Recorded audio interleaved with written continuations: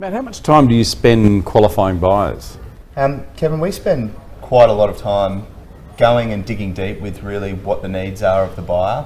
I think so much time's wasted with taking people to inspections that haven't got their finance arranged, not even really sure what they want to buy. So we do spend a lot of time with these buyers. I've got a couple of buyer managers within my team that go and deal with those buyers directly, so they'll follow up from the open home, find out what they're looking for, whether they've got their finance approved. We've got in-house finance brokers, which we can send the details across to. They'll come back to us and say, yeah, look, they're ready to purchase.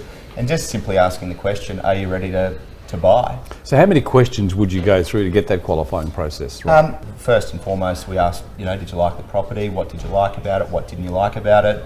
And then we just ask the question, okay, well, and I think this is the most relative question, which a lot of agents don't ask, is, okay, well, do you want to buy it? What sort of dialogue do you use to get people to commit to that buying process, Matt? So I think what buyers really want to know is, one, that the owners are committed to sell it, and two, that it's going to represent good value. So what we do, we spend a lot of time with buyers educating. So all of my open for inspections, I'll hand out a recent list of comparable sales. We send the buyers through. Even recently, when stock's been quite tight and we've wanted to process our stock a little quicker, I take buyers, all the hot buyers in our car, drive them around, show them the sales, show them the difference between the properties, and try and justify the value of the property. So once they're there and they've made a decision on that's the property that they want, it's just trying to represent that property is good value. How do you do that? Well, because a lot of your properties are auction properties. A lot of them are auction. Yeah, so how do you demonstrate that when you can't talk price? Recent sales. We sort of throw in 5 or 6 or 7 maybe recent sales, a couple that are higher, a couple that are lower, and then just sell the motivation that the seller's really committed to sell it, that they're moving on to something else, or tell the story of what they want. But with all the properties that we have at the moment, there is a genuine story behind these people. We don't take on unrealistic sellers. So a lot of the people that go to auction and spend big money on marketing in our marketplace are committed sellers. So we just keep telling that story, and I think it's easy for the buyers to commit then. So when you get a buyer to auction, they've got an understanding about the value in their mind that you may have helped them, guide them to that. Sure. You get to the point where you maybe need another $10,000 out of them on the floor. What's the dialogue you use there? Well, there's one thing. Say, for example, if we have a reserve of, say, $1 million, and we've got the buyer at 990 and no one else is bidding, what I'll do is I'll go and talk to the buyer, to the highest bidder, and say, look, you're the highest bidder at the moment. Unfortunately, it's not enough to get the property on the market. Can I ask you a question? Would you pay 1.2? So you go over the reserve? Go well over. So it's far easier to ask for more and to get a little increase than to ask for what you want and then not increase at all. So we generally go over and then step them down. So we say 1.2, they generally say go away. We go, okay, well, surely to God you'd see value at 115. They say no, and it's like, well, how close to that can you get? And sometimes they might say, okay, well, we'll give you 1.1 if you go away, or we'll give you $1 million, and then that sort of bridges that gap. Got the deal done. Yeah. So at what point do you go back to the seller and get them to try and bring the reserve down? Well, usually we try and smash the seller's expectation first. We try and negotiate the price above their reserve and then go back to them.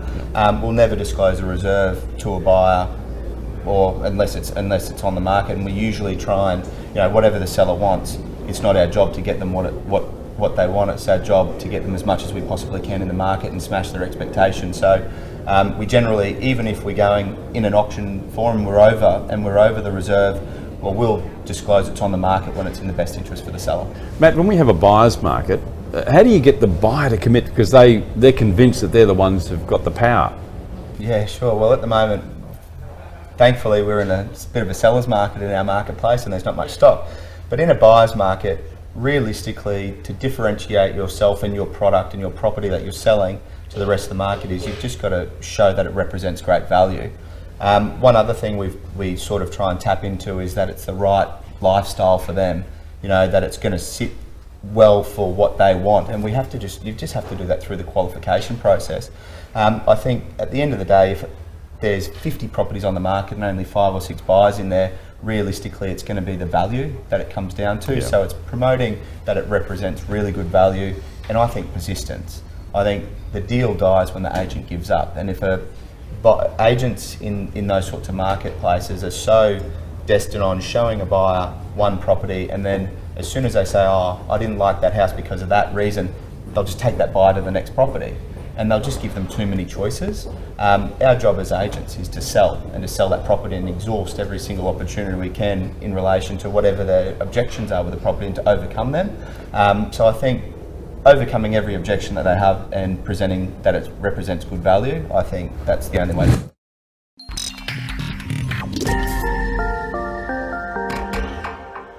Hello and welcome to this week's auction update from CoreLogic. Geoff White joins me in just a moment to tell us that the auction clearance rates have bounced back after Easter. Back in just a moment. Did you know you can save up to 70% on your staff costs by outsourcing the low-value, repeatable tasks so your team can focus on growing your business? Beepo is an outsourcing provider focused on the real estate industry. With an English-speaking, tertiary qualified and fully trained team in the Philippines, Beepo will give your business the boost it needs to start growing and returning value to you. For more information, visit beepo.com.au.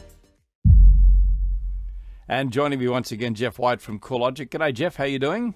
G'day, Kevin. How are you going? Good, mate. Good to see the auctions bouncing back after Easter. Let's firstly have a look at the weighted average clearance rates. 54.6%. Yeah, that's a pretty good number, I think, there, Kevin, although the auction numbers are down just over 1,019. But 54.6, a bit better than what we were talking last week.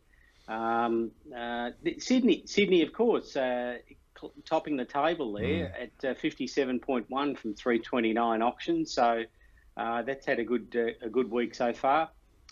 Melbourne not far behind, 55.7 from 497. So jumped up a lot of auctions there from one week to the next. Good clearance rate out of Brisbane there, Geoff, isn't it? I think someone might be happy about that. Yeah, I reckon. 49.2, Kevin, yes. That's preliminary, so we'll wait for the end of the week. But 99 auctions down a little bit there. Adelaide 54.8, that's Mr. Consistency, Adelaide, and 51 auctions. And Canberra, very few auctions this week with 18 and 43.8. Kevin, I think the reason for the lower numbers is because there's a spillover from Easter, school holidays, Anzac Day being on the Thursday, people took the Friday, it was a long weekend. It's just a bit of a messy time. So that's why the auction numbers were down, I think. Yeah, any feel for what's going to happen this coming weekend? We'll talk about that a little later, I guess, and certainly we'll talk about it at the end of the week. Yes, look, I think numbers, Kevin, will bump up this week coming. We're likely to see not high numbers, but I would crystal ball something in the order of about 1,600 auctions nationally. But then, of course, we're working towards the election period too. So that weekend auction numbers will fall, and then they'll rise again after the election. Yeah. Yeah. Okay. Well, we had a look also at the clearance rates and the combination between houses and units. Not very often we see houses outselling or clearing units.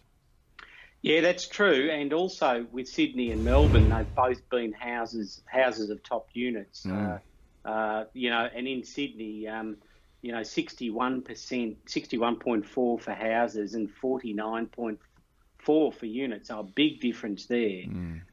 So the house market in Sydney clearly stronger. And also Melbourne, there was about a 5.5% gap, 57.5 houses, 52% units. So as you go through that, you're right. Houses have certainly outstripped the units this week, and sometimes that's not the case, but certainly is at the moment.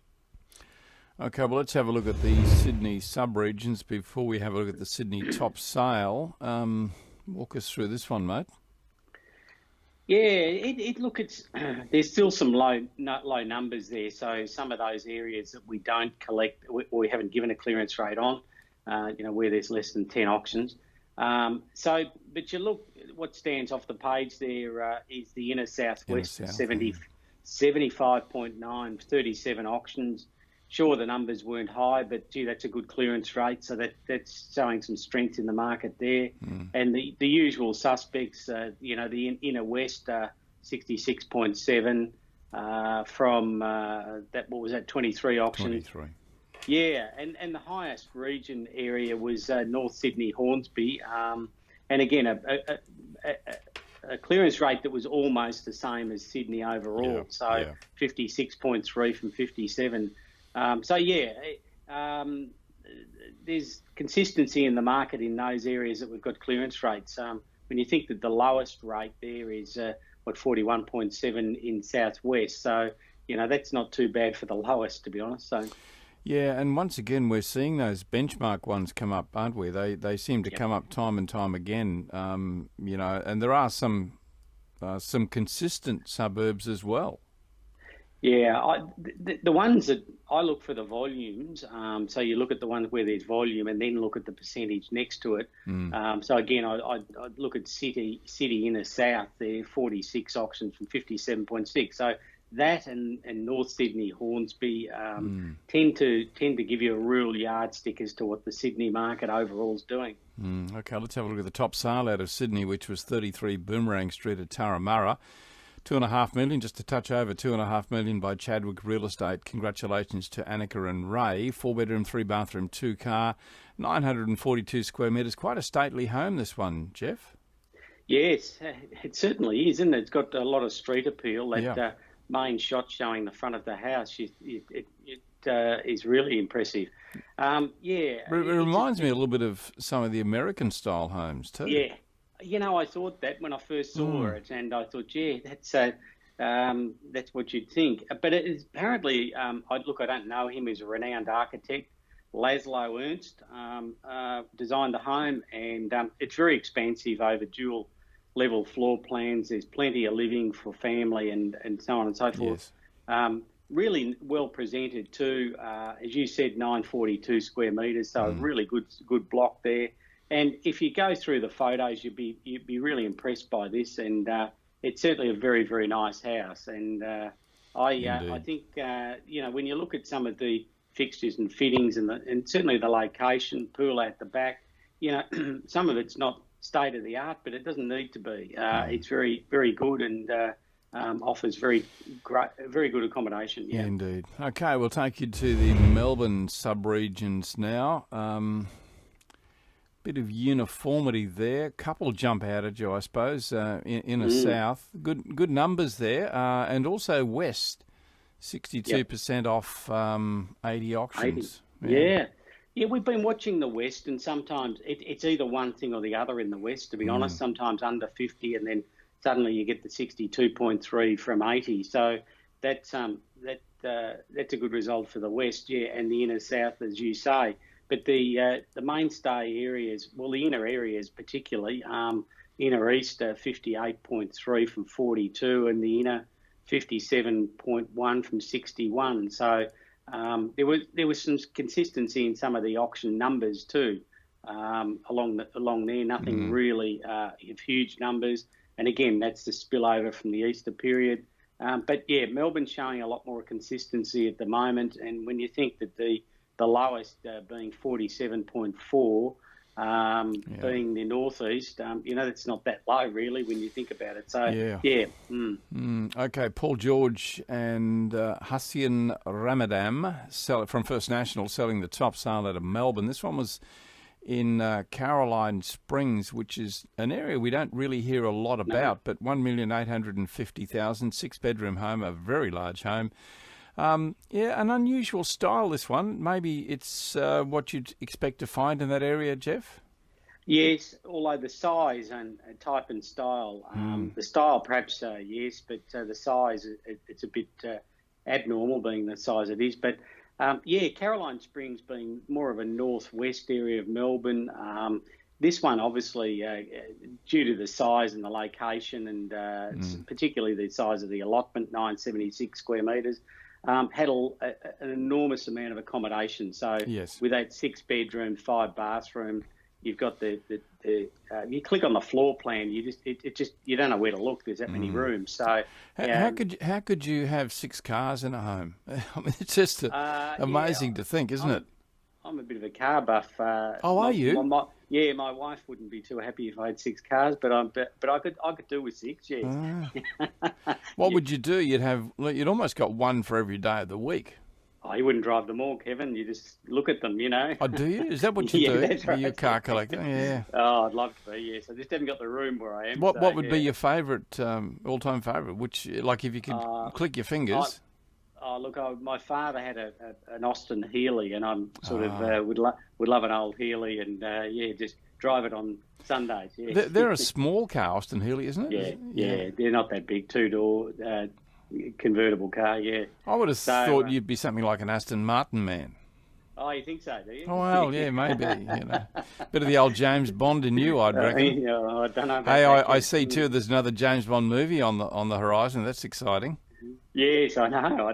Yeah, I know. I love the movies. The action gets you in, well, doesn't it? speaking of that, are you going to go and see the Avengers? I will.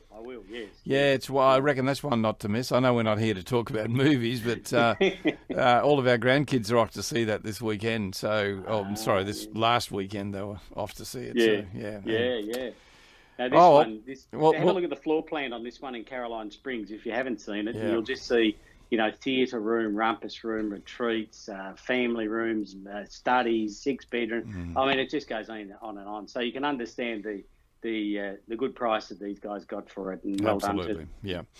Great sale out of Brisbane too. Top sale made by Ray White Albion. This house in Ascot, one of the more prestigious markets, well, probably the biggest prestige market in the Brisbane area.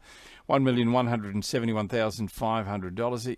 You can buy a lot of house in Brisbane for $1 million. Yeah, have a look at this one.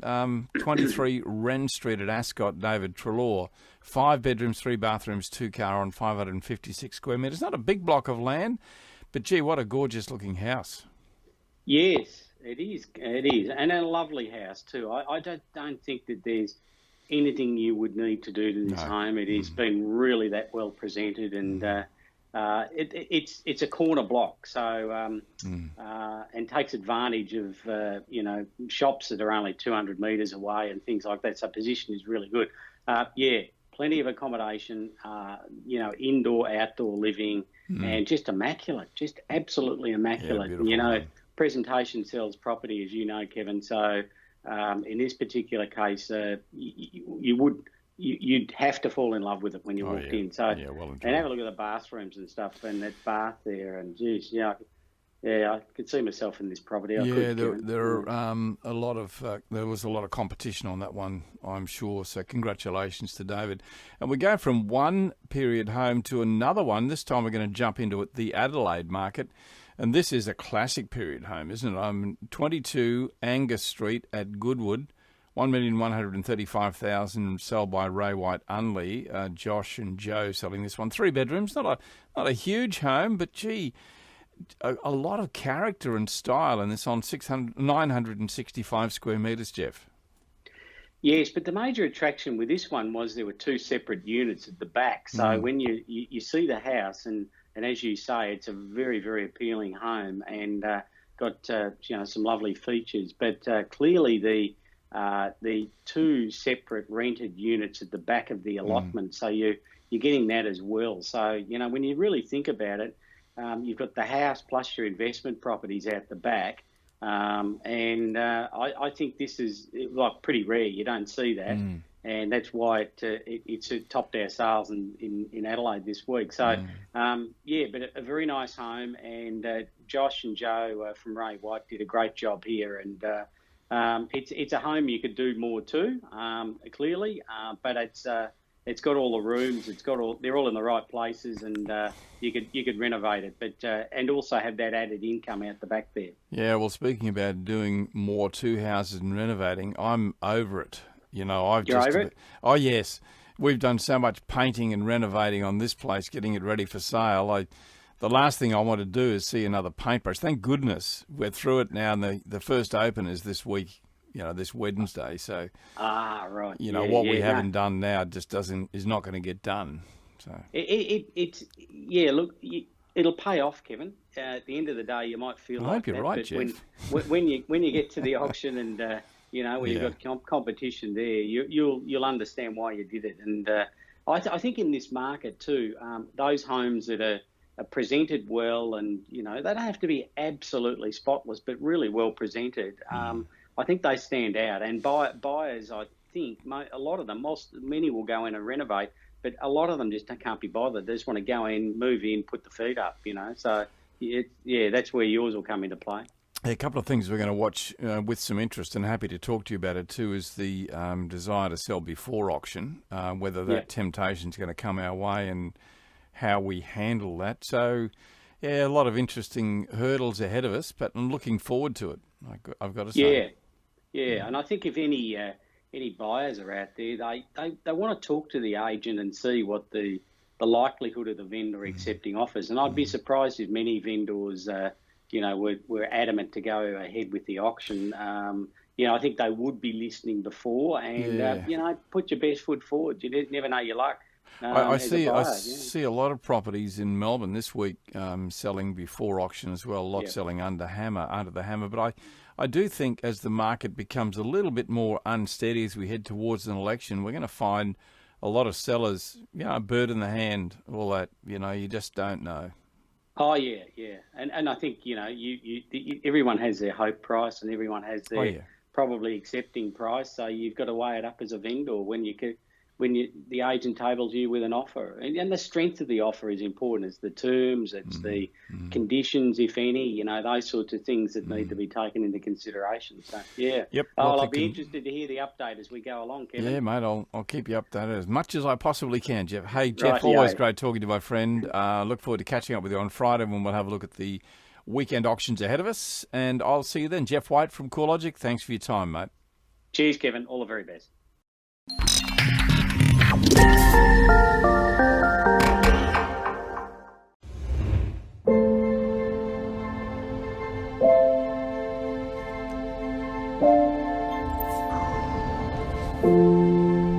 Evening, Clara. Home, please. David, what's on your mind? I was just thinking of a different time is all. It was a time when I used to sit up there, Driving wasn't just about being taken from place to place and going somewhere. Feeling something along the way. Please, David, you should relax. I'm afraid that's just the problem. David, where are you going? David?